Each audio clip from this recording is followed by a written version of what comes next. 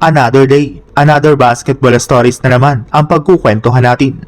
At ngayon nga ay pag-uusapan natin ang balitang sisiguraduhin ng po ng Portland Trail Blazers na makukuha nga po nila ang ka-8 seed at ang balitang pagbabalik na ni Stephen Curry sa Golden State Warriors.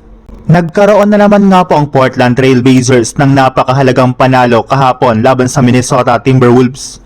Dahil ito nga po ang mismong rason bakit tuluyan na nga po silang nakabalik sa ika-8 seed sa standings ng Western Conference sa kanilang record na 35 wins at 36 losses. Meron na naman nga po silang 0.5 games na lamang sa Clippers at 1 game naman sa Golden State Warriors. Pero since nga po talo ang Blazers sa lahat ng kanilang mga naging laro laban sa Clippers ngayong regular season ay hindi nga po nila hawak ang advantage sa kanilang head-to-head.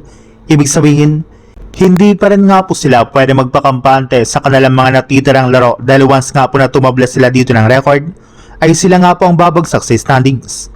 Kaya sisiguraduhin nga po ng Blazers na maipapanalo nga po nila ang majority sa kanilang mga susunod na game para masecure nga po nila ay ka-8 seed sa standings ng West.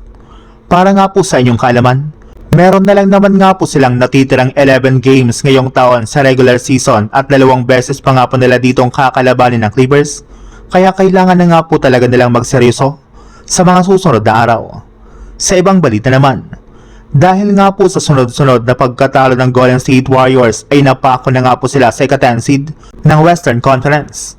At kung akala nga po ninyo ay ligtas pa rin ang GSW since malaki nga po ang kanilang kalamangan sa ika-11 seed na Pelicans, ay dyan nga po kayo nagkakamali dahil kapag nagpatuloy pa nga po ang kanilang mga pagkatalo ay hindi imposible na mahulog sila sa ika-11 seed bago magtapos ang season.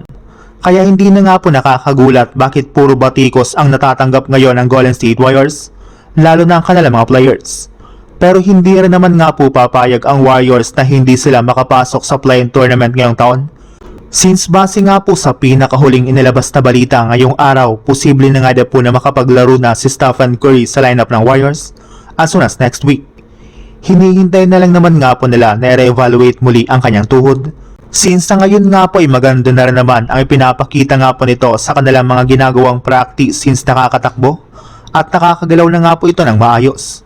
Pero kailangan para naman nga po talaga nilang siguraduhin na maayos ng kanyang kalagayan bago nila siya paglaruin.